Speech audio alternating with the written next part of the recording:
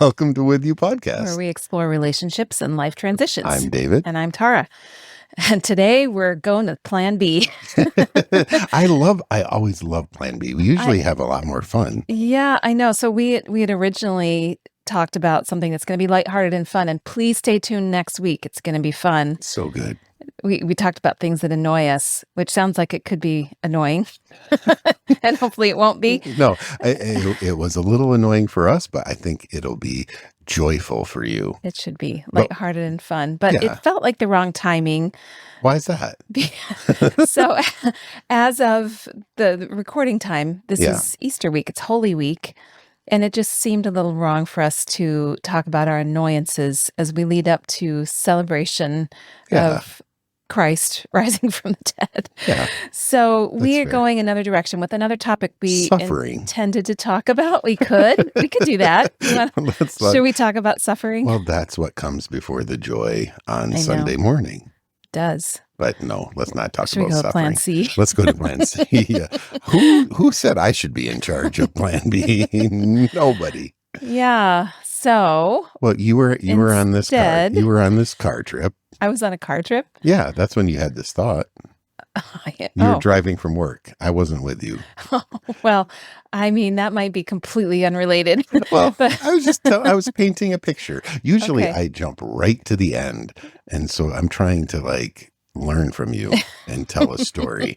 So Tara was in a Except we're car. telling two different stories, which that's a whole other thing. Well, that also seems to be about right for us. Yeah, Yeah. that does make sense. Okay, but so- we hope we'll be on the same page today. We've really kind of thought about talking about forgiveness for quite a long time because Yeah. it's such an important thing to talk about, and it's a powerful thing, and it's also, I think, a misunderstood thing. You know, And then I think it also fits leading up to Easter because the whole reason for Jesus dying was because that's what we needed. yeah, So I think it's good timing. I'm with you. I I usually see what you did there. with you. you. Yeah, that's right. And I usually need forgiveness. And so Don't we all? I think both of that. I don't know where to start though. I have lots of ideas. I want to Well, let's just be really boring and start with the general definition of what people say it is. Because I think that's part of the problem. yeah. Because I did look this up, and I feel like I disagree with definitions that are out there. Okay. Well, tell me what you disagree with. Okay. Well, if you just start with the dictionary, right? The Webster's Dictionary says the first definition is it's to cease to feel resentment against. And we're going Okay, to so go wait there a with this. second. So just you can stop your feelings, Yeah. right? Let's just start with that. Yeah, So that's forgiveness not is just stopping to feel resentment against somebody who's done wrong or Yeah. something like that. So I think that's problematic. Yeah. Because it's a lot easier said than done to just stop feeling a certain way. Yeah. And in the mental health literature, stopping your feelings is a defense. So that's Yeah. not forgiveness. It's more of a defense against actually feeling and trying to push things down or push them away, Right. which isn't about embracing, leaning in. It's avoiding. And so Right. I don't think forgiveness is avoiding. Well, and how often in therapy do you tell someone just stop feeling that way? How me? does that all work? the time. Yeah.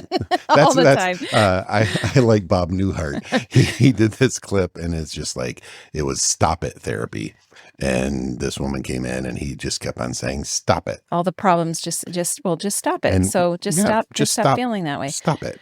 Yeah. So let's just go with a little bit more thorough definition that's in the psychology literature. Oh, so, and this is kind of thrown around. I don't know who to credit it to. I couldn't find the original person who defined it this way, Let's but just say David Van Dyke.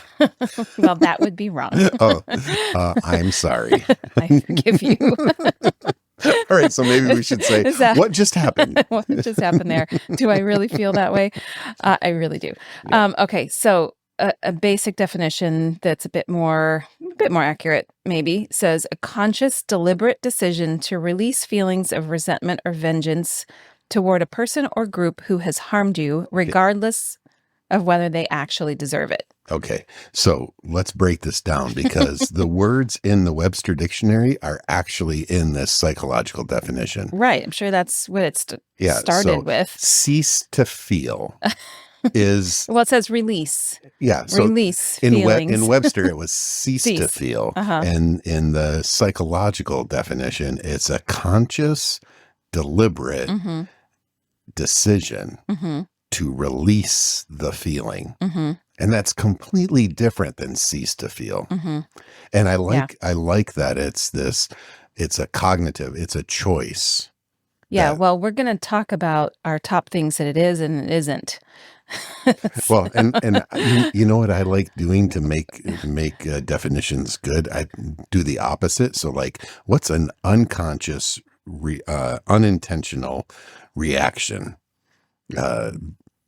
And What do you mean?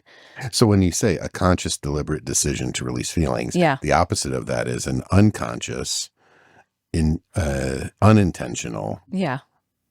reaction. Right. And I think a lot of times that's actually what we do when someone hurts us, when there's difficulty happen, we're not aware of it, we react. Yeah. And it's really painful. Yeah, well, our first reaction isn't always going to be instant forgiveness, and so we'll get to that with our is and isn't. Okay, but, so I've already jumped ahead in the oh well, story. as per usual. So Tara was driving a car. Yeah, I'm still trying to drive that car Okay, and keep not going. to the ending yet. So we have this release of feelings of resentment. Yeah, so that's just the idea of what we're talking about with forgiveness. It's kind of releasing that feeling of resentment against somebody who wronged you.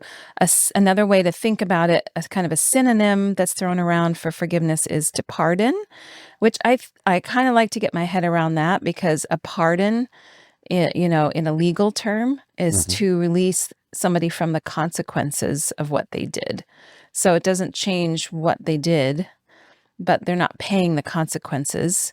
And I think I understand that in the way of forgiveness in a bit on a personal level, because if you forgive somebody, you're releasing them from the consequence of you always bringing it back up, or, showing that you feel badly about them because of it.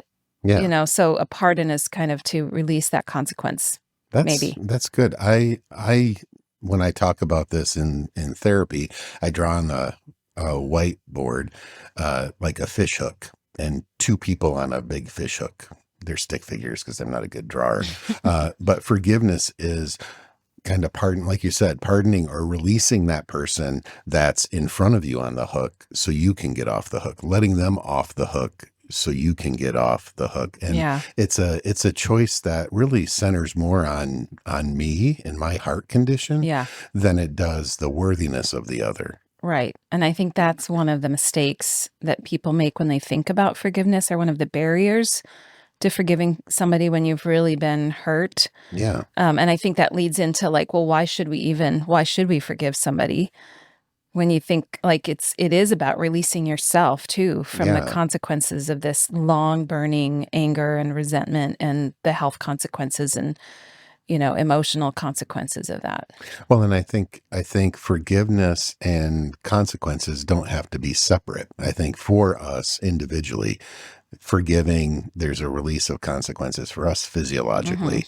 But I think there's also a sense of, like, sometimes I hear couples say, if I forgive, then it's just letting everything be okay. And the two aren't the same. I like the definition you have of releasing resentment, because it allows you to respond, but it doesn't mean there's not consequences for your behavior. Right.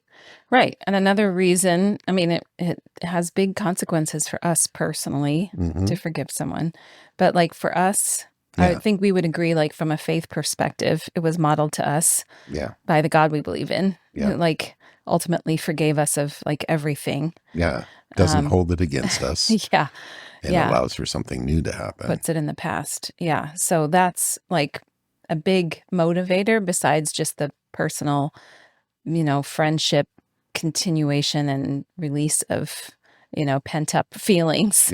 Is really like a directive and a modeled thing from God. Because we've received it, we're familiar with what it is, and we can and you know how it feels. Like when you really know what it feels like to be forgiven, to be released of stuff that you should be paying a price for, it really frees you up to offer that to somebody else. Yeah, I wish I could. I want to say it's Bonhoeffer, but there's freedom from, and so it's kind of freedom or forgiveness from our sins, forgiveness from the wrong, but it's forgiveness for doing something. So like you're saying, it's a release and then you can do something. And I think that's the part of Yeah. it that we forget too. It's not just the feeling, but it's this action that allows for something new. That's a really great segue. Thanks for leading us there You're because welcome. I I want should pay attention to the notes a little bit I more. know.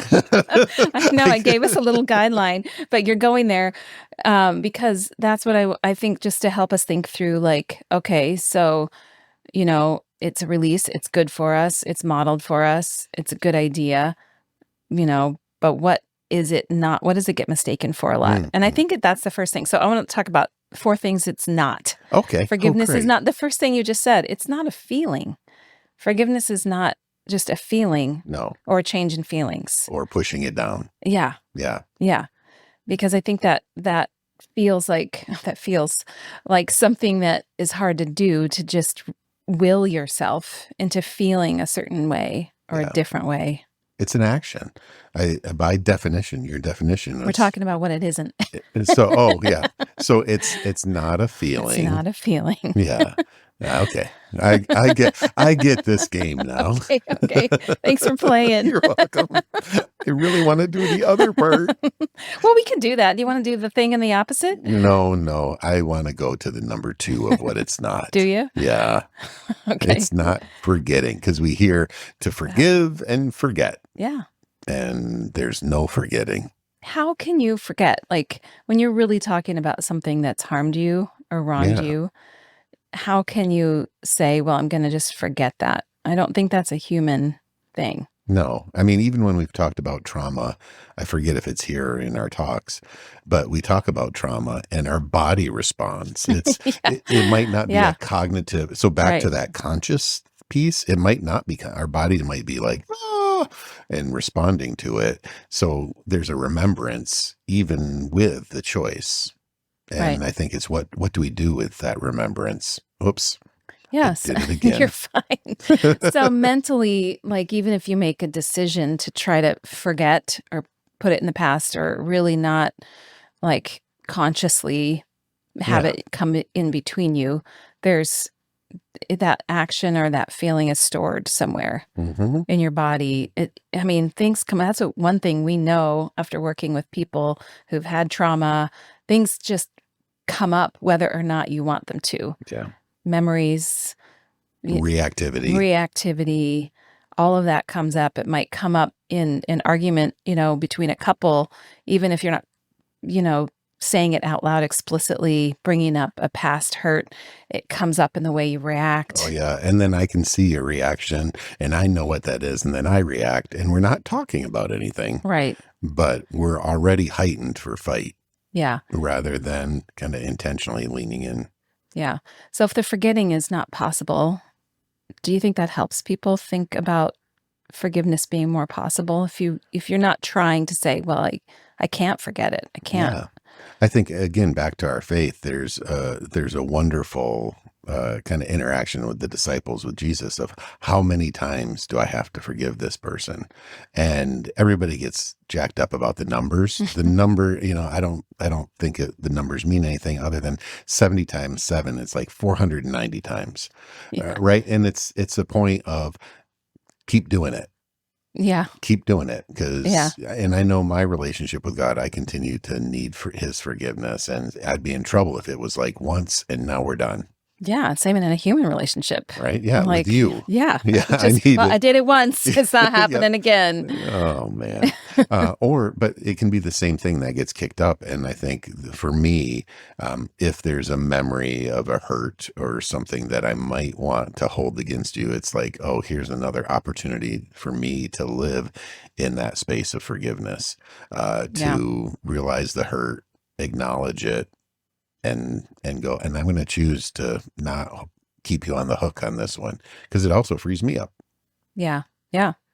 Yeah, and I think there's something freeing in that too, in remembering that it's not a feeling, it's not forgetting, because it feels like, well, I can't force myself to feel a certain way, and I can't force myself to forget something that really harmed me. Right. So if you realize, okay, that's not what it is, it Yeah. feels more in reach. Because what we call trying to forget all the time is dissociation. Yeah. So, Yeah. I I mean, mean, there's a our lot of body defenses, does right? that. Yeah, Yeah. it's like I am going to cut myself off from the reality right now and go to. We used to watch the show Sherlock, and he would go to his mental palace. Yeah. Or your happy place, Or your or, happy place, and yeah. you go to a place where you're disconnected from the moment. Yeah. Um, and I think that's the extreme of trying to forget Yeah. is dissociate from the moment because it's too much to take in. Yeah. And that can happen unconsciously. It's a self-protective Yeah. thing. And Yeah. I guess what we want to say is this isn't like if this happens, it's a problem. This is practice. I think of like when Mhm. we taught the kids softball, baseball, soccer, it's going to be a hot mess when you first try learning a skill. Yeah. Or And stick shift driving. oh man, stick shift driving. But repetition leads to you get a feel. Like a stick shift is a great idea, the manual transmission, because you get a feel of the clutch and understanding Yeah. how the car works. I remember when my dad was teaching me, and it's like your brain was trying to think of so many things. You're pushing the clutch in with your foot, and you're changing the stick gear with your hand, and you're trying to also keep a reasonable distance from the car in front of you, and Yeah. go at the Listening right pace, and listen. to the Yeah, engine, right. the All of the yeah, revs. right. The RPMs as you change gears, and you're thinking about so much. I remember my dad saying, after you do this enough times, you'll do this without even thinking. I couldn't imagine that would be possible. Yeah. But then we both enjoyed driving manual more than Oh, so automatic much because fun. it becomes fun. Well, and think about that. Let's think about that metaphor then. So it went from terror Hmm. to like a lot of work and patience by our dads Yeah. in teaching us to being enjoyable, and it was a fun way of living. Hmm. I wonder if forgiveness can be that way, where it like Yeah. to live in a space of being forgiving. Yeah. It feels awkward, it's hard, but with practice there might be something joyful about it. I think there's something to that. Yeah. Now Yeah. I want to go drive a stick shift. I thought you wanted to go forgive everybody. Nope, I want to drive a car. I need to practice more. We do. Yeah. And that was the point of that 70 times 7 too, is we do need to keep practicing that action, that choice over and over. Yeah. Because repetition does breed it. Well, Spontaneity.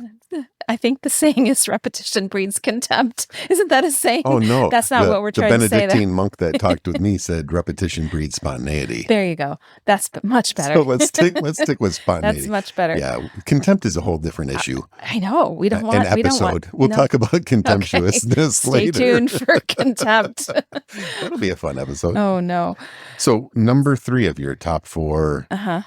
no-nos. Yeah. And I think this is the thing that people really is a big barrier, is thinking that forgiving means that you're condoning that behavior Mm, or that you're accepting that wrongdoing. Yeah. Like that's huge.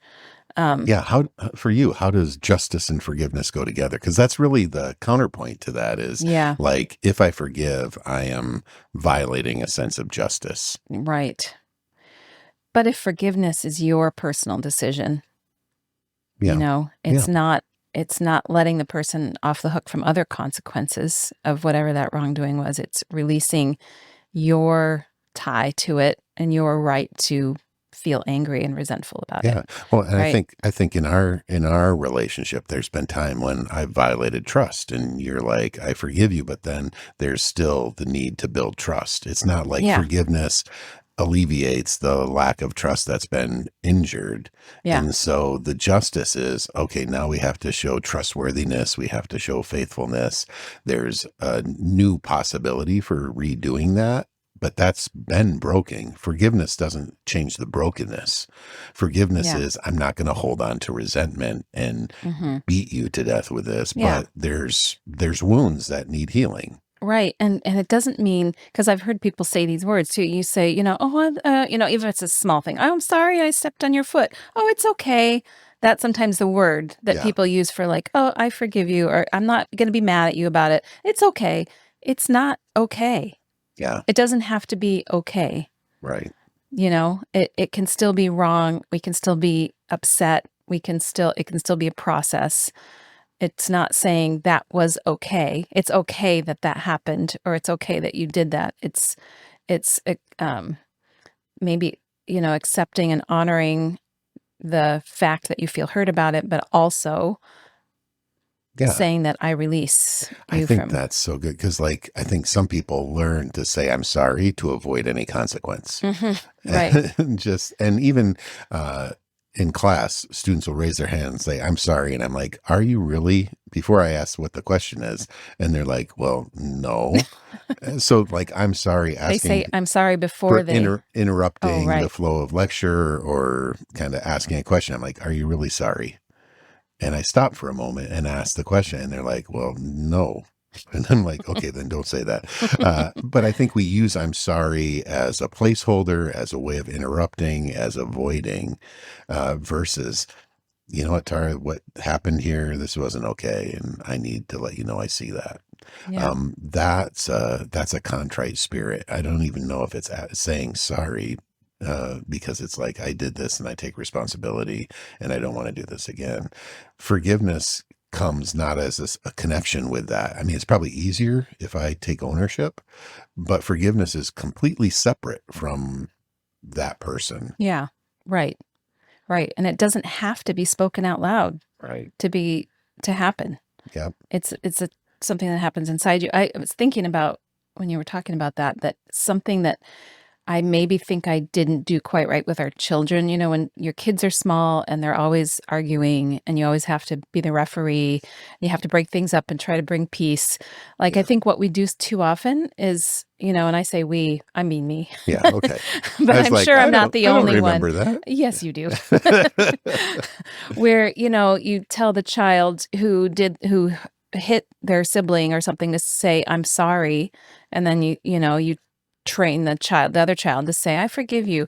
And Yeah. that maybe is happening too soon. And Yeah. it's words. I struggled with that. Even while we were doing that, we would coach our kids to say, Yeah. oh, I'm sorry I hit Say you. you're Say sorry. you're sorry.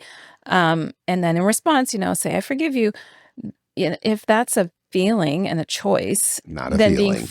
if it's a if it's a personal transaction, if Right. it's something that person needs to decide, then having us make them say the words, Yeah. if they're not there yet, Right. feels maybe like not the right It's not their order. conscious, deliberate decision. It's Right. something that's forced on them. And you see this in court too, right? There's people saying, I'm sorry, or seeking forgiveness, and it's about avoiding the consequence. And I Mm. think that's what we were training our kids to do, is avoid any more escalation Yes, of, like, possibly also wanting to train them to understand that they hurt somebody yeah, and to ask for forgiveness, or to hmm to realize that take they'd wronged, to take responsibility. responsibility. That's the right word for it.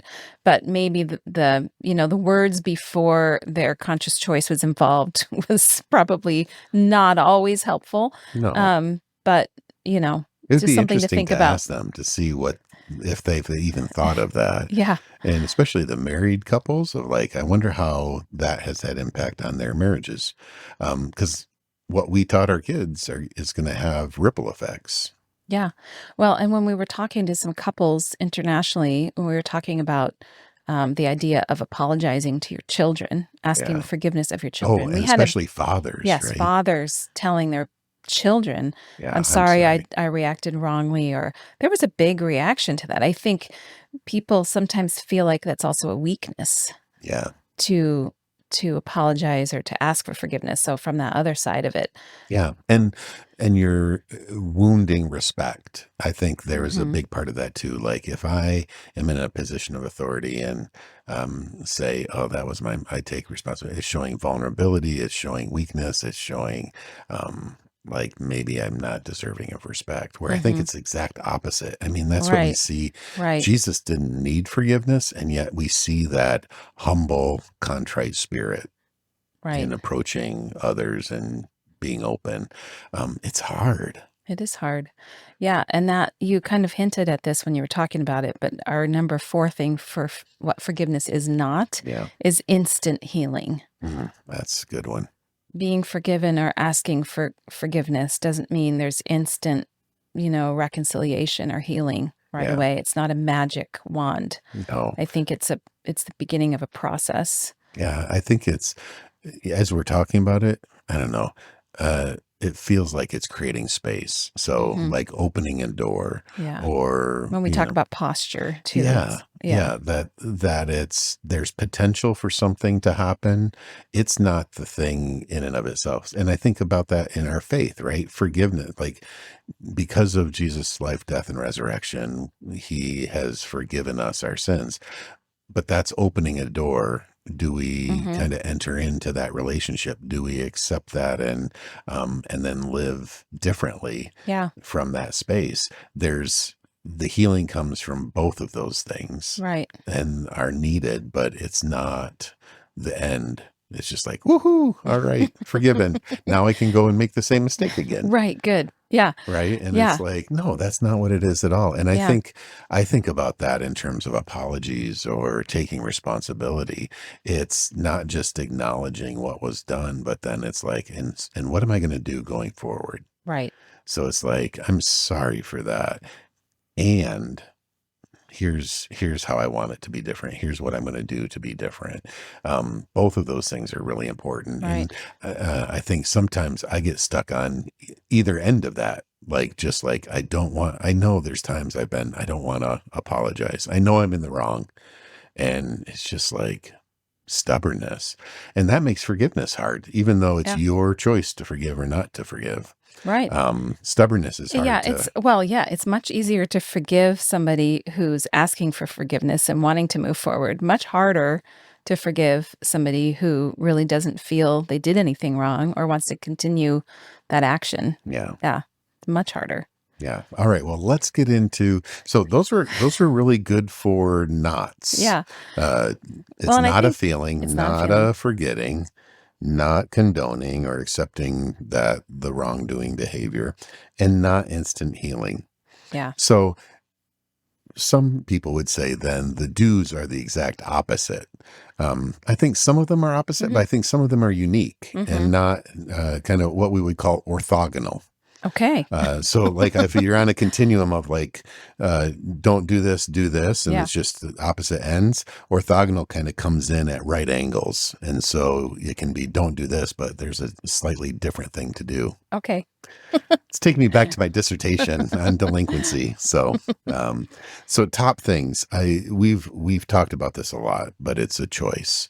Yeah. I'm going to enter into this choice, but I think within a choice, it's a posture. So there's Yeah. a marriage and family therapist called Virginia Satir, and she's all about congruence, that my thoughts, Hmm. my choice, and my body position are congruent, are the Yeah. same.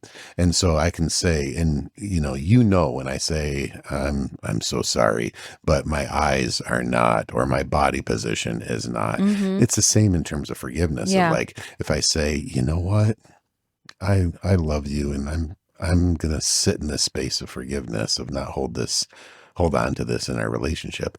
It's different than, I forgive you. Right. Or even just saying the words, but inside you're still really seething and you Yeah. really haven't decided to move in that direction. Yeah. You're right. That congruency is really important in thinking about that choice. Is Yeah. it just a head choice? Is it really a conscious choice? It's kind of the beginning Right. of the step to like move in a different direction And and let it go. sometimes you need to do just one part of that, and there can be an incongruent type of my thoughts and my words and my body aren't lined up. But that's what I want to work towards. So again, Yeah. it's not instant healing, but I want to work towards that of Yeah. being congruent.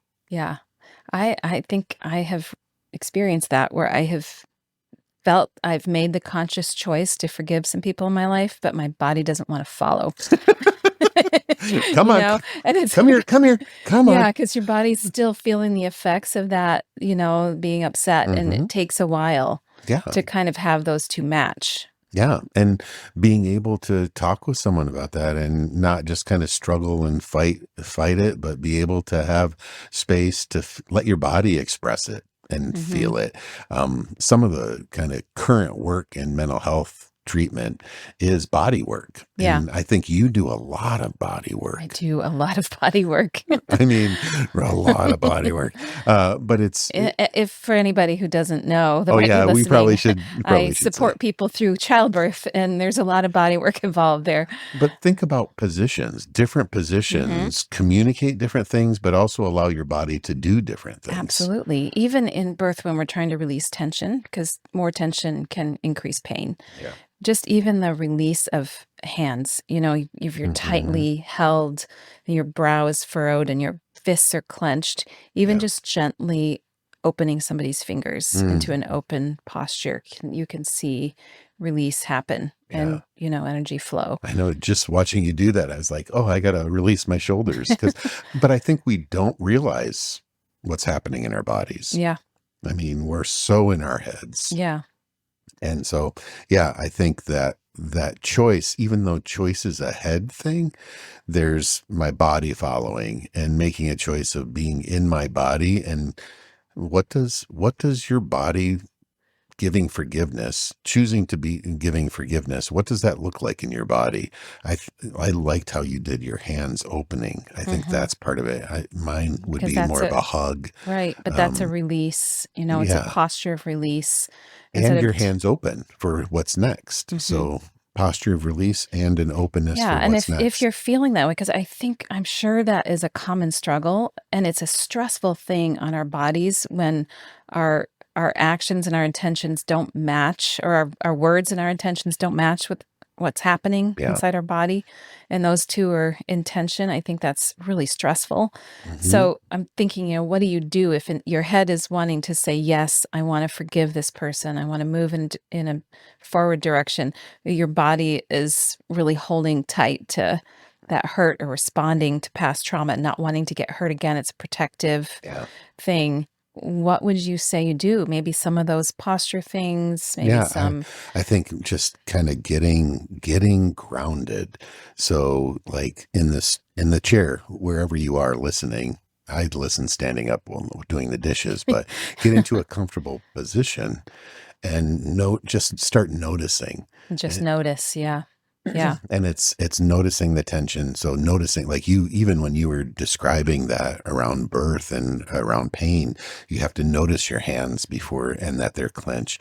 Do you ever find like I see this when you think, you kind of I frown a do. little I bit. frown. Yeah. But I think I also carry tension and my shoulders rise and my neck, I carry tension in the Yeah. back of my And so then maybe body. relaxing that, doing breathing, Hmm. muscle relaxations, visualization. Maybe it's, how do I think about my body when if I'm someone of faith, Christian faith, Hmm. how am I thinking about my body as I approach God?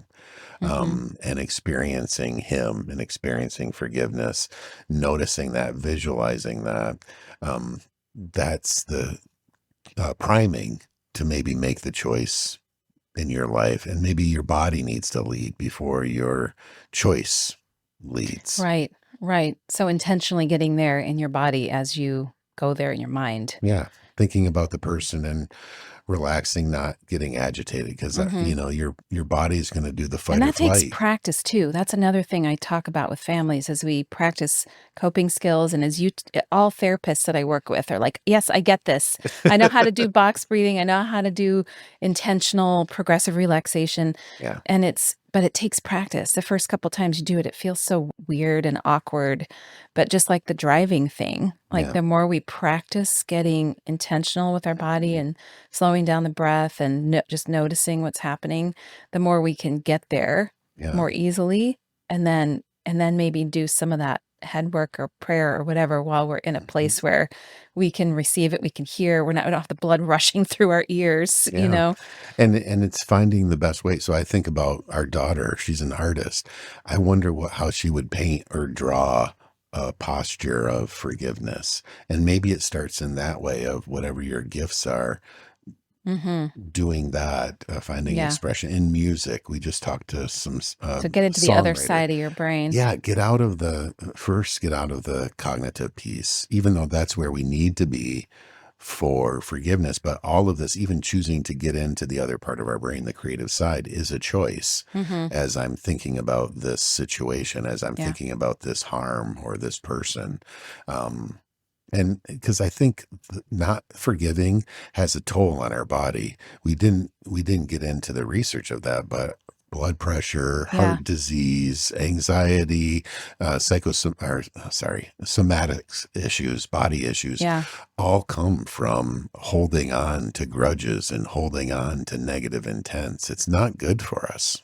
Right. And so this choice might be about you more than about the other. And Yeah. It so, it really it is mostly about you. yeah, First, I think, yeah, and then it extends to the other. And that's kind of the number two. If forgiveness is not about forgetting, it is about choosing grace. mm, Like grace is a gift. yeah. I think we should unpack grace a little bit. Yeah, that could be a whole other Yeah, maybe, talk. but I think it's unmerited favor Mm-hmm. is how I learned about it. And Yeah. so it's not something that's earned. Yeah. It's not something that's deserved. It's again, it's kind of that I care, I love. And for me, we talk about this in marriage of it's so much easier if I'm leaning into my relationship with God and Mm-hmm. I'm going to love you as an act of honoring him, frees me up to love in an Yeah. unmerited Instead way. of the economy of, well, I did this for you, so you need to do this for me. And that gets very Yeah. exhausting And after a while. transactional. It's Yeah. not us really connecting deeply as Mm-hmm. people. It's we have a commodity and we're buying and selling commodities. Well, that's not very romantic. No, it's really not. And but it's that idea of it's not deserved, but it's something that I want to give. And Mm-hmm. this grace is undeserved love, undeserved compassion. Again, it's the kind of grace position Mm-hmm. that allows then forgiveness choice to happen. Yeah. Yeah. So first kind of that cognitive choice Yep. And getting in our and getting in your bodies. body to have that match where your mind is going Mhm. and then deciding to give the gift. And I've really been kind of leading up to how I feel about our next point of what forgiveness is because I truly feel this is my position Yeah. that true forgiveness requires a supernatural transaction. Mm. I Tell me really more. so I just don't think humans and maybe I'm wrong about this. Maybe people have examples of this. I don't think we're fully capable of what true forgiveness actually is. Yeah. Like I think it is in the character of God to forgive us for, what we've done that's wrong and to give grace and we want to respond by extending that to other people, but I think it takes help. And the only times I feel like I've been able to really make progress in really forgiving somebody is when I ask for help from God, because Hmm. it's by my own effort to do that. I just feel like it's kind of spinning wheels in the mud Yeah. where I feel like, I'm getting somewhere. I'm getting somewhere. Then you look down and you're just going deeper. Your wheels are spinning, but you're not really going forward. Yeah. And that's how I feel about it. I think forgiveness is a supernatural thing, like Mm. true forgiveness.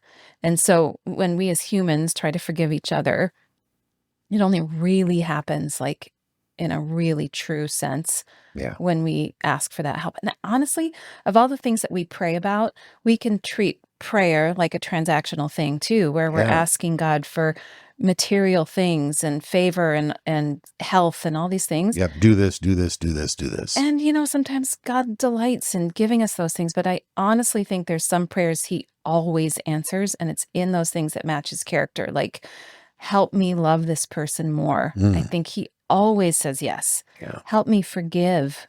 He wants that more than anything for humans Yeah.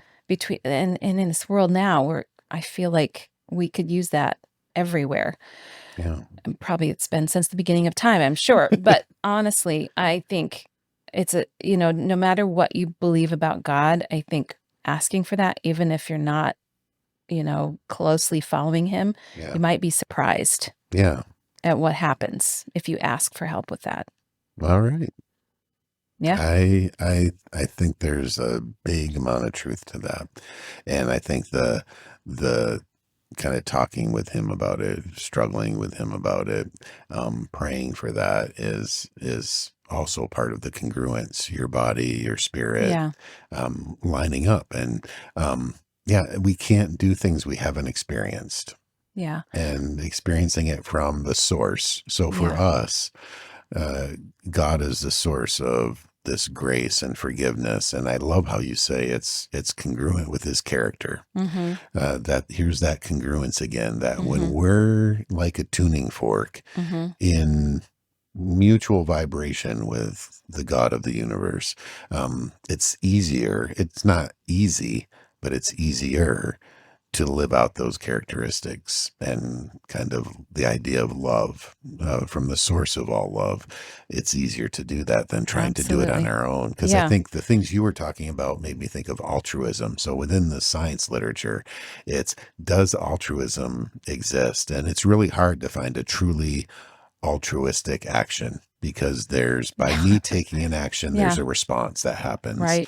And so that idea of us trying to do it on our own, we can't get out of the transactional No, that's the dynamic. economy we live in. And I don't mean that. I was thinking about what I just said, and I don't want it to sound hopeless for us to try on our own, Yeah. because I think humans are incredible in our efforts, and we're made in God's image. So we have the capacity to love and to forgive and all the things that he is. Yeah. So relationally, we can do all kinds of beautiful things just by that work, doing the work Yeah. of wanting to connect. But I truly stand by that the deepest kind of true forgiveness needs help Right. that we can't do by ourselves. Yeah. And it's transformative. Right. It's a way that then allows us to experience freedom that's not associated to any of this transactional kind of idea. Yeah. I was wondering if you could tell the story about Corey Ten Boom and the hiding Yeah. place, Ugh. because I think that story encapsulates everything we've been talking about, It the does. not and the what Yeah. is Well, and we forgiveness. missed just our last point about what forgiveness is. Or did you want to say that after the I story? kind of wanted to say it after Okay, the story. let's save it for 'Cause after the I story. think once we tell the story, that will be a great cap on Yeah. the episode. It's one of my favorite books, one of my favorite human stories What's of the name all of the book time. again? The Hiding The Place Hiding Place. by Corey Ten Boom. Yep. And a lot of people are familiar with it. She was a Dutch woman Yay! who lived in Haarlem, the Netherlands. Yeah. And her dad owned a watch making watch- store, a clock Yeah, shop. watch shop, And which we went and saw. yeah, it was such an amazing experience after having read her book and loved her book, to get to go visit the place where it happened. So she and her family, during the Holocaust, hid Jews in their house. Yep, in the 1940s. Mm-hmm. So they, when they found people in their town were in danger of being taken away to concentration camps, they built a secret wall inside their house, like a tiny little narrow space where they hid people. And the Nazis would come and search their house and not find them, but Yeah. eventually they did get found out. Right. And But there was this false wall that Yeah. they could take a little bit of piece out, but it was usually hidden like by a bookshelf or under the stairs. And they're just a small, so this like the narrow width of space, a person. right? So they would live in there for several days. They lived silently, quietly in the attic And they had drills, for weeks. right? Yes, they had drills where somebody would knock or ring the doorbell, and they'd all run and get inside the wall and have to try to do it silently In and like pull back 20 the seconds or something. Yeah, so it was crazy. quite an operation, but it was Corey and her sister Betsy, I think, and their Mhm. father, and the two girls were single. And when they were discovered, they were all taken to concentration camps. Mhm. I think it was Buchenwald, but I'm not sure. Ravensbrück, Oh, I Ravensbrück. think, Yeah. was where the sisters were. I'm not sure if their dad was in a different one. Yeah. Ultimately, their father died there, and Betsy, the sister. So in the book, Corey tells of just the amazing experiences of being in this concentration camp and the work they had to do and the humiliations and the unspeakable things they lived through, just unbelievable things. Also, unbelievable ways that God made himself apparent to them. It's hard for me to even tell this story without tears because I just think it's amazing and true, like just amazing. So all of that experience, Corey was able to survive and came out the other side of that. And afterwards, she became an international speaker about her experiences and was sought after to tell the stories of wrote the book of her experiences. Wrote the book. So one time she was at one of these speaking events telling her story and telling her sister's story because her sister maintained her faith throughout that whole experience, being, tortured and all of this stuff. Yeah. And she always gave glory to God for everything. And Corey was speaking and telling this story. And in near the front, I don't know if it was after she spoke, people were coming up to talk to her. It was after people. And she saw this man approaching her, and she recognized him as one of the guards in the concentration camp that had personally done awful things to her and her sister. Yeah. And they'd had to walk naked in front of, and be humiliated and all this. So she sees him, she recognizes him. Talk about a body memory. Right? Right. And can you even imagine how you'd react? And she's thinking, I don't want to talk to him. I don't want to speak to him. And she's asking God for help. Like, what do I do? What do I say? She just got done talking about grace, mercy, and forgiveness. Right. And now here's dude. And she said, I don't want to. And he came up to speak to her and said he knew. Yes, Ten Boom. Yes, who he was and what he had done.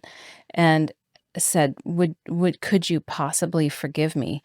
And she said everything in her body said she didn't want to. But she asked for help, and she reached out her hand and shook his hand. And she said she literally felt a current go through her arm and into his. I know we both can't go through them. And that's one of the reasons I feel like that was a supernatural moment where she felt this power that wasn't hers. Yeah. And she said, in that moment, I forgave him. Yeah. And she embraced him. And that, if that forgiveness can happen, I can let go of the petty things, And I appreciate the struggle she shared of it wasn't what she wanted to do. It wasn't what she was feeling, the grief. I mean, I think that's what we connect to, the grief and the beauty of it. She made a difficult choice, and it was remarkable for him, for her. Right. And for anyone who witnessed it. Yeah. And it's hard. It's hard if you're in moments right now where there's deep pain. It's probably even hard to imagine this if someone's hurt you deeply. And we want to kind of provide a template of a starting spot, and that there's hope, that we don't want this to eat you alive. That's really, I think, what Corey was realizing of I don't want to give in to this desire for bad things for him, because on some level then we're doing the exact same thing in reverse. Yeah, and holding on to it just added to the pain for her. And so that is the number 4 that we left for the end, of what forgiveness is. It is freedom to move forward. Yeah. It allows us the freedom to move forward without the burden of that.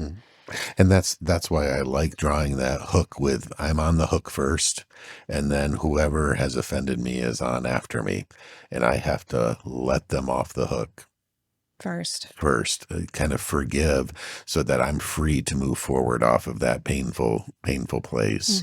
And it's that letting off the hook isn't what we talk about, letting off the hook of there's no consequences. Yeah. But it's an act of relational connection and release of the resentment. It's not that Corey didn't feel, it's not that we don't feel, but I'm not going to hold on to the resentment and hold this against you.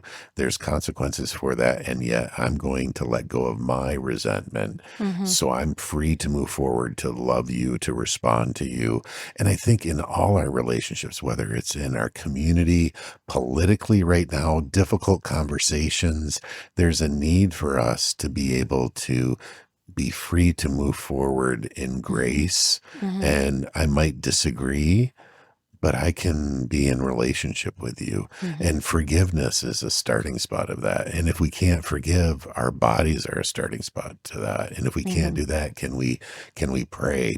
When I work with couples, I can't, sometimes they're like, we can't say this to each other. We can't be vulnerable to each other. I'm like, well, if they're people of faith, it's like, can you pray for the other? Can you ask to God for the well-being Mhm. of the other? No.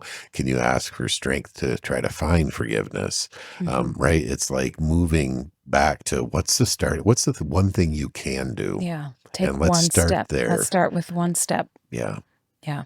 So, and the step for us is starting with what we're celebrating on Easter, Yeah. That we're forgiven. that we are forgiven, that God came because of our behavior, our actions, and the Because he loved state. us. And he loved us and lived, suffered, died. And then we celebrate the resurrection of like, yes, that doesn't have any power anymore. The forgiveness comes there. And we get to live that out and try to live that out with each other. And it's exciting. Yeah, we hope you feel hopeful about taking the next step towards forgiveness and of the joy of being forgiven. Yeah.